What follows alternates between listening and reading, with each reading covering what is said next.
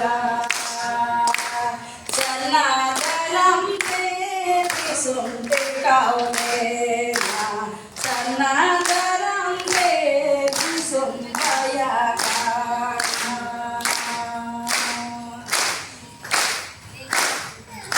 सही में ये सन्नागरम कोई बनाया हुआ धर्म जब तक सूरज चांद रहेगा जब तक सूरज चांद रहेगा आदिवासी एकता जिंदाबाद जिंदाबाद जिंदाबाद जब तक सब सूरज चांद रहेगा चाहिए और वो हमारी वेशभूषा और भाषा ही हमें बचा सकती है। तो पुनः बहुत बहुत धन्यवाद हमारे इस मंच की ओर से। और कहीं ना कहीं हम एकेडमिशियंस तो इंटेलेक्चुअल लेवल पे अपना लिखना पढ़ने का काम करते हैं, बट आप लोगों ने जिस इस मूवमेंट को जो ज़मीनी तौर पर जिस तरीके से आगे बढ़ाया है उसके लिए आप सभी का मैं अभिवादन करना चाहूँगी। आप सभी एक योद्धा हैं, इस उलगुलान के पार्ट हैं। अभी बिरसा जयंती आने वाली है तो बिरसा मुंडा जी ने एक उलगुलान शुरू किया था और आज इतने सालों से एक उलगुलान हम भी कर रहे हैं। बात आती है क्यों ये उलगुलान कर रहे हैं। पहले मैं अपना परिचय दे दूं। मैं आयशा गौतम उरांव, मैं फिलॉसफी दर्शन शास्त्र विभाग में दिल्ली यूनिवर्सिटी में पढ़ा रही हूँ। लगभग पिछले 7 वर्षों से पढ़ा रही हूँ, पहले से पढ़ा रही हूँ लेकिन परमानेंट पोजीशन में पिछले 7 सालों से हूँ। और जब यहाँ दिल्ली में काफ़ी साल से हूँ, यहाँ से ग्रेजुएशन किया, पीएचडी किया। जब मैं यहाँ पे आई तो सबसे बड़ा जो मुझे एक मुद्दा जो लगा कि जब भी आप पूछा जाए, परिचय पूछा जाए तो हम बताएं कि हम आदिवासी हैं, तो हमेशा लोगों को कहना अच्छा क्रिश्चियन हो, अच्छा क्रिश्चियन नहीं हो तो हिंदू होगे, हिंदू नहीं होगे तो फलाना होगे। तो मतलब कि अगर आप आदिवासी है तो कहीं ना कहीं आपको एसिमिलेट करने की कोशिश ये क्यों हो रही थी। आइडेंटिटी क्राइसिस का हम सबको सामना करना पड़ा है और इसकी वजह से कहीं ना कहीं हमारी पहचान धूमिल होती रही है। तो जब हम रिलीजन की बात कर रहे हैं, क्योंकि एकेडमिक्स से आती हूँ, इतने सालों से पढ़ा रही हूँ, तो कुछ पहलुओं पे आप सबकी नजर घुमाना चाहूंगी। सबसे पहली बात है, जब हम रिलीजियस कोड की बात कर रहे हैं, सरना कोड की बात कर रहे हैं, तो पहले हमें जानने की जरूरत है कि रिलीजन होता क्या है। रिलीजन की जब हम बात करते हैं तो कुछ क्राइटेरिया फुलफिल करने पड़ते हैं। हम अपने सेंटिमेंट्स हैं, हमारे इमोशंस हैं कि ठीक है हमारी पहचान है, हमें मिलना चाहिए। लेकिन ये जो हम मुद्दा जो उठा रहे हैं, मेरे ख्याल से एक नैतिक तथा तार्किक रूप से भी ये बिल्कुल सार्थक मूवमेंट है। रिलीजन की बात करें तो ये एक लैटिन वर्ड से आता है, रेलिगेर का मतलब होता है टाई करना, है ना, यूनाइट करना। और आज इतने लोगों को यहाँ देख के और जो 49 लाख लोगों की बात की जा रही है, जो ये लड़ाई लड़ रहे हैं, ये कहने में मुझे बिल्कुल भी हिचकिचाहट नहीं है कि कहीं ना कहीं ये जो रिलीजन है, हमारा जो सरना रिलीजन है, हमें यूनाइट कर रहा है, एक नैतिक समुदाय के रूप में यूनाइट कर रहा है। और दूसरी बात तो कहीं ना कहीं रिलीजन, कई लोग मानेंगे कि शायद रिलीजन की बात नहीं करनी चाहिए। कार्ल मार्क्स ने कहा था कि religion is the opium of masses, तो उनके हिसाब से रिलीजन की जरूरत नहीं है। फ्रॉइड, आप साइकोलॉजी काफी बड़े साइकोलॉजिस्ट थे, उन्होंने भी कहा था कि रिलीजन की जरूरत नहीं है। लेकिन रिलीजन की, यहाँ पे हम रिलीजियस कोड की मांग कर रहे हैं, तो इम्पोर्टेंट बात है कि क्यों यहाँ पे हम इतने लोग जो इकट्ठा हुए हैं, हम क्यों डिमांड कर रहे हैं और क्यों कह रहे हैं कि ये एक नैतिक, तार्किक और न्याय करने के रूप से भी एक सार्थक डिमांड है, वैलिड डिमांड है। हम इनवैलिड डिमांड नहीं कर रहे हैं। इन सब बातों पे चर्चा होना बहुत जरूरी है। तो मैंने आपको बताया कि रिलीजन को किस तरीके से एक लैटिन शब्द से आता है जिसको माना गया टाई मतलब यूनाइट करने का माध्यम। दूसरी अगर हम इंडिया की बात करें, सुप्रीम इंडिया में आप कॉन्स्टिट्यूशन में देखेंगे तो रिलीजन को ऐसे डिफाइन नहीं किया गया है। लेकिन अगर आप सुप्रीम कोर्ट के कुछ जजमेंट्स को देखें तो वो बोलता है कि कहीं ना कहीं रिलीजन एक माध्यम है जिसके वजह से आध्यात्मिक रूप से लोग एक होते हैं। तो कहीं ना कहीं हम सबको अगर हम सरना धर्म की बात करें तो एक आध्यात्मिक रूप से बिल्कुल वो जोड़ रहा है हमें। तो उस तौर पे अगर सुप्रीम कोर्ट के जजमेंट के दायरे से भी देखा जाए तो सरना कोर्ट का डिमांड बिल्कुल ही जायज है। बाकी और क्राइटेरिया में हम बात कर सकते हैं, जैसे मैंने बोला कि वहाँ पे बोला जाता है। और दूसरी बात, अभी बहुत सारे डिमांड्स हो रहे हैं, है ना, कि सरना नहीं फलाना नाम होना चाहिए, ये धर्म होना चाहिए, वो धर्म होना चाहिए। अब बात आती है कि सरना धर्म ही एक सार्थक डिमांड क्यों है ना।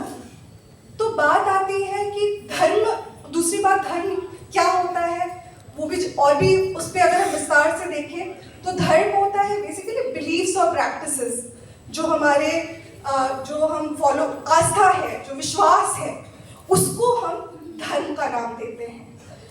और जो हम अपने आप को आदिवासी कहते हैं तो उसको हम एक समुदाय के रूप में, कम्युनिटी के रूप में कहते हैं, है ना। आदिवासी समाज, आदिवासी कम्युनिटी, आदिवासी समुदाय।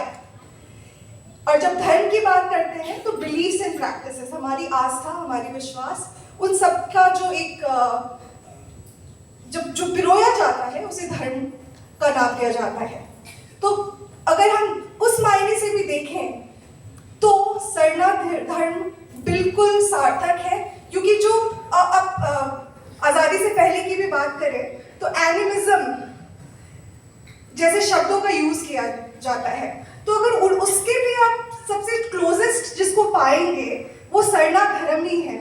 नेचर वर्शिप, प्रकृति की पूजा करना, प्रकृति, जो लोग प्रकृति से सबसे नजदीक हैं, तो उस हिसाब से भी सरना धर्म बिल्कुल जायज है। और दूसरी बात, और एक बहुत ही थोड़ा सा सिली ट्रिवियल लगेगा, लेकिन शायद मुझे लगता है कि ये बोलना भी जरूरी है।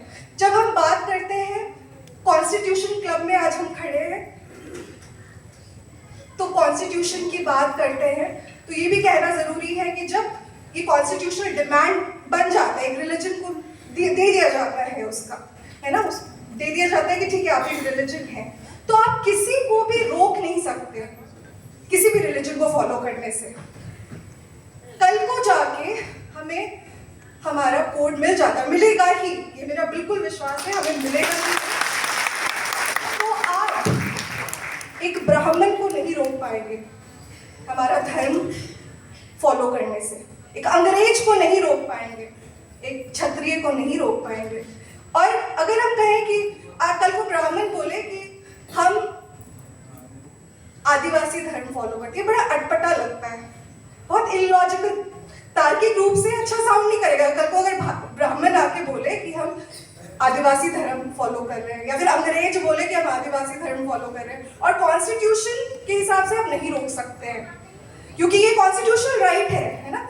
आर्टिकल 25 से 30 हमारे रिलीजियस फ्रीडम की बात करता है, तो आप किसी को रोक नहीं पाएंगे। तो उस हिसाब से भी अगर आप तार्किक रूप से, नैतिक रूप से भी देखें, हर तरह से देखें, तो कहीं ना कहीं सरना जो शब्द है, जो हमारी पहली बात होती है कि सरना क्या बस एक झारखंड में कुछ लोग जो फॉलो कर रहे हैं बिलीफ एंड प्रैक्टिसेस उसी को इंगित करता है? नहीं, ऐसी बात नहीं है। ये इंगित करता है हर उस आदिवासी को जिसका प्रकृति के साथ जुड़ाव है, जो कहीं ना कहीं प्रकृति से ऊपर कुछ भी नहीं मानता है। तो वो, अगर वो हम देखें तो भारत का क्या, दुनिया का हर आदिवासी सरना है। और जब कोरोना की बात करें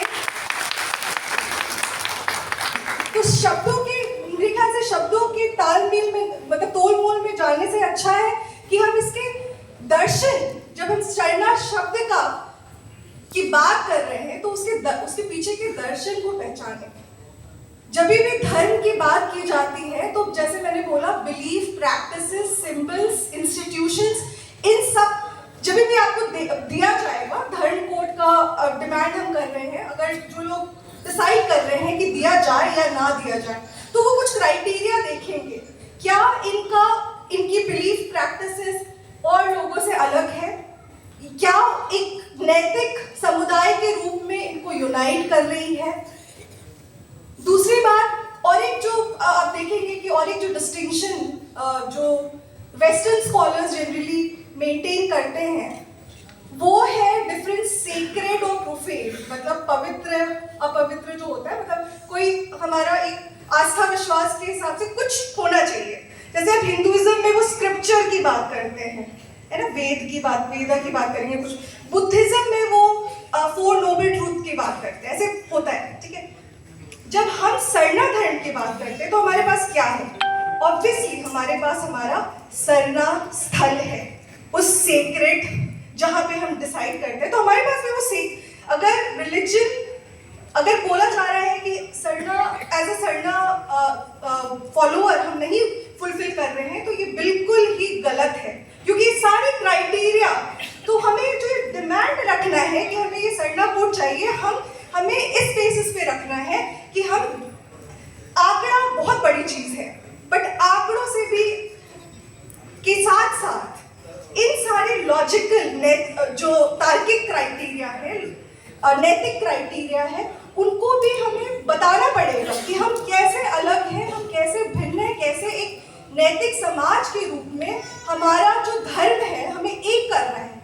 और कहीं ना कहीं दूसरी बात आती है कि एक मीनिंगफुल एग्जिस्टेंस, एक सर्वाइवल के लिए, है ना, मीनिंग, जैसे कई स्कॉलर्स बोलेंगे कि धर्म की जरूरत इसलिए भी है क्योंकि एज अ कम्युनिटी हम मीनिंगफुली एग्जिस्ट कर पाए, एज अ कम्युनिटी हम मीनिंगफुली एग्जिस्ट ही ना कर पाए, बट हम सर्वाइव कर पाए। क्योंकि अगर हम मीनिंगफुली एग्जिस्ट नहीं कर पाते हैं, हम सर्वाइव नहीं कर पाते हैं, तो होगा क्या? हमें या तो एसिमिलेट कर दिया जाएगा या फिर हमें एलियनेट कर दिया जाएगा। एक अलगाव कैसे होगा, एसिमिलेट कैसे होगा? बोला जाएगा अरे तुम्हारे पास तो अपना धर्म ही नहीं है, चलो तुम ये फॉलो करो। एलियनेट कैसे कर दिया जाएगा? हमें बोला जाएगा कि ठीक है, तुम तो अदर थे, अब अदर भी नहीं हो, तुम्हारी तो कुछ पहचान ही नहीं है। तो ना हम कॉन्स्टिट्यूशनली अपने आप को एक पृथक समाज, एक मॉरल नैतिक समाज के रूप में अपने आप को दिखा पाएंगे।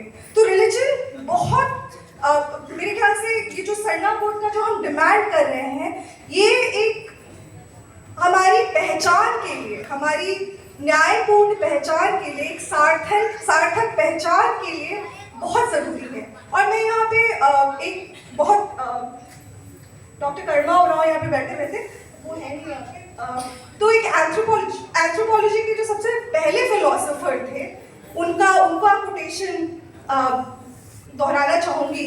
वो पहले प्रोफेसर थे और उन्होंने ये कहा था कि animism is the foundation of philosophy of religion.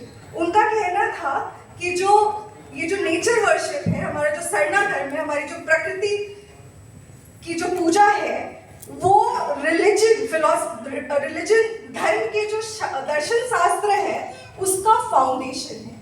तो जब हमारा धर्म रिलीजन का फाउंडेशन है, तो ये कैसे विडंबना है कि हमारे ही धर्म को, अच्छा मैं बस खत्म करने वाली हूँ, ऐसी विडंबना है कि हमारा रिलीजन जो फाउंडेशन है सारे रिलीजन्स का, उसको हम रिलीजन की संज्ञा ही नहीं दे रहे हैं। जस्टिस कार्डजू और जो बाकी जजेस थे, उन्होंने 2001 में एक जजमेंट दिया था, जब कहा था, और करीब 4-5 साल पहले मैंने मेरी मुलाकात हुई थी जस्टिस कार्डजू से फिलोसफी डिपार्टमेंट में, तो उन्होंने ये बात दोहराया था कि आदिवासियों के साथ हिस्टोरिकल इनजस्टिस हुआ है। वो देश के ओरिजिनल इनहैबिटेंट हैं। मेरे ख्याल से हिस्टोरिकल इनजस्टिस बहुत तरीके से हुआ है। हमारे रिलीजन को आप नहीं मान्यता देंगे तो हमारी ज्ञान प्रणाली को भी आप नहीं मान्यता देंगे। कैसे देंगे? क्योंकि जो धर्म, वहीं से तो हमारी ज्ञान प्रणाली भी आ रही है, हमारा मौखिक ज्ञान है और वहां से आ रही है। तो आप कहीं ना कहीं हर तरह से इनजस्टिस करेंगे और इनजस्टिस होता आया है। तो ये जो डिमांड हम कर रहे हैं सरना धर्म के लिए, ये हमारी पहचान, ये हमारे सर्वाइवल के लिए बहुत ही ज़्यादा मायने रखती है। और बात हो रही थी जयपाल सिंह मुंडा जी की, संविधान सभा में उन्होंने आदिवासी के लिए, आदिवासी शब्द के लिए पुरजोर तरीके से लड़ाई शुरू की थी।